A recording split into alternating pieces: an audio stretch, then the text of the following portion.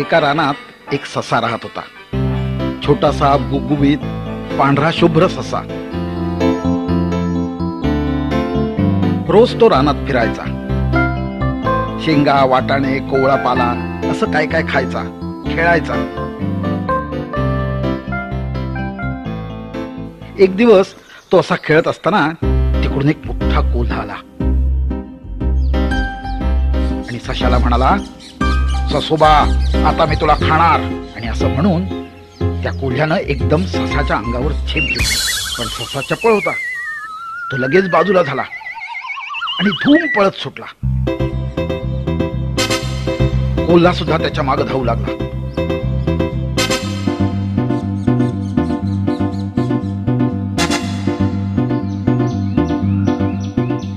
पळत पळत पळत पळत ससा एकदम आपल्या लहानशा बिळात शिरला. आता बिळाचं तोंड होतं लहान. कोल्ह्याला काही त्या बिळात जाता येईना. मग तो सशाची वाट पाहत बिळाच्या तोंडाशी बसला आणि म्हणाला, सशा, तू किती दिवस बिळात बसशील? केव्हा तरी बाहेर येशीलच की नाही? मग मी तुला खाणार. सशानं युक्ती केली. त्याने आतल्या आत जमीन पोखरली आणि बिळाच्या दुसरीकडे एक दरवाजा तयार केला आणि तो तिकडून बाहेर जाऊ येऊ लागला. कोल्ह्यानं कडक पहारा ठेवला होता.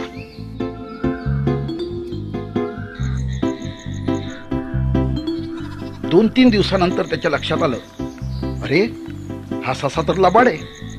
तो म्हणाला, सशा, तू दुसरा दरवाजा केलास काय? थांब, तरी सुद्धा मी तुला धरणारच. आणि असं म्हणून कोल्हा दुसऱ्या दरवाजाच्या तोंडाशी येऊन बसला.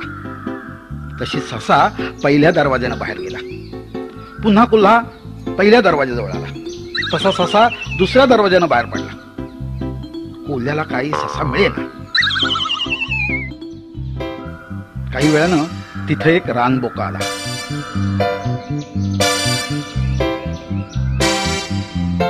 रानबोका कोल्ह्याला म्हणाला, काय कोल्होबा, आज इथे कुठं बसलात? आणि काय हो, तोंड असं खिन्न का? कोल्हा म्हणाला, काय करणार? अहो काका, या बिळात एक चांगला लठ्ठ ससा राहतो. पण त्याच्या घराला म्हणजे बिळाला 2 दार आहेत.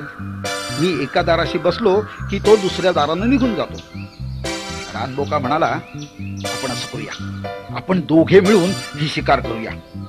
दोघांनी एकजूट केली तर ससा आपल्याला सहज सापडेल. पण हे बघा, अर्धा वाटा मात्र मला द्यायला लागेल. कोल्हा म्हणाला, ठीक आहे, तू म्हणतोस ते मला पूर्णपणे मान्य आहे. अर्धा वाटा मी तुला देईन. रानबोका म्हणाला, तू बिळाच्या या तोंडातून आपली शेपटी आत घाल, म्हणजे ससा आपोआप दुसऱ्या दरवाजानं बाहेर पडेल. मी तिथे लपून बसेन आणि एकदम त्याच्यावर झडप घालून त्याला पकडी. ससा बिळात बसला होता. त्याने सगळं बोलणं ऐकलं. तेव्हा त्याने बिळात एक कोनाडा तयार केला आणि त्या कोनाड्यात तो हळूच लपून बसला. जरा वेळानं कोल्ह्यानं आपली शेपटी त्या बिळात घातली. सशानं मध्ये काय केलं, त्या शेपटीवर थोडा पांढरा रंग ओतला. त्यामुळे दुसऱ्या तोंडातून जेव्हा शेपटी बाहेर आली तेव्हा रानबोक्याला वाटलं की सशाचीच शेपटी. त्याने चटकन उडी मारली आणि ती आपल्या तोंडात धरली आणि आपले दात त्याच्यात कचकन रोवले.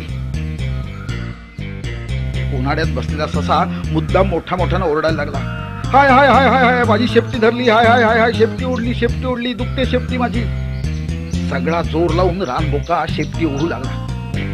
इकडे इकडे कोल्हा ओरडायला लागला, मेलो मेलो, मी बिळाच्या तोंडात अडकणार अडकणार, सशा सोड मला, सोड मला. त्याला वाटलं ससाच आपली शेपटी ओढतोय. तो म्हणाला, सशा, मी तुझ्या वाटेला पुन्हा जाणार नाही, सोड सोड सोड सोड. ससा पुन्हा ओरडला, माझ्यात खूप शक्ती आहे, मला कोणीही बिळातून बाहेर काढू शकत नाही, मी सोडणार नाही. हे ऐकून इकडे रानबोका रागावला. त्याने शेपटी आणखी जोराने ओढली. कोल्हा आपली शेपटी तिकडे ओढू लागला. हा इकडे ओढतोय, तो तिकडे ओढतोय. ह्या ओढावडीत कोल्ह्याची शेपटी अगदी रक्तबंबाळ झाली. त्याचा एक पाय मोडला. तो ओरडायला लागला. कोल्हा आणि रानबोका यांनी सगळी शक्ती एकवटली आणि जोराने दोन्ही बाजूला शेपटी ओढली. त्यामुळे कोल्ह्याची शेपटी तटकन तुटली. कोल्हा एकदम खाली पडला. त्याचा पाय मुरगळला. पाठ दगडावर आपटली आणि तो कुई कुई कुई कुई ओय ओय ओय ओय असं ओरडू लागला. तिकडे रानबोका सुद्धा धाडकन मागे कोसळला. तिथे एक टोकदार दगड होता. त्याच्यावर त्याचं डोकं आदळलं. त्याच्या डोक्याला मोठी खोक पडली. त्याच्यातून रक्त व्हायला लागलं आणि तो सुद्धा रडू ओरडू लागला. कोल्हा आणि रानबोका यांचं नंतर कडाक्याचं भांडण झालं. कोल्हा म्हणाला, तू माझं शेपूट तोडलंस. बोका म्हणाला, तुझ्यामुळे माझं डोकं फुटलं. दोघेही एकमेकांवर तुटून पडले. त्यांची भली मोठी मारामारी झाली. दोघेही शेवटी थकले, रक्तबंबाळ झाले आणि एकमेकाला शिव्या देत तिथून निघून गेले. आणि आपला ससा, गोजीरवाणा ससा, बिळाच्या तोंडाशी येऊन हसत हसत या दोघांची गंमत पाहत बसला.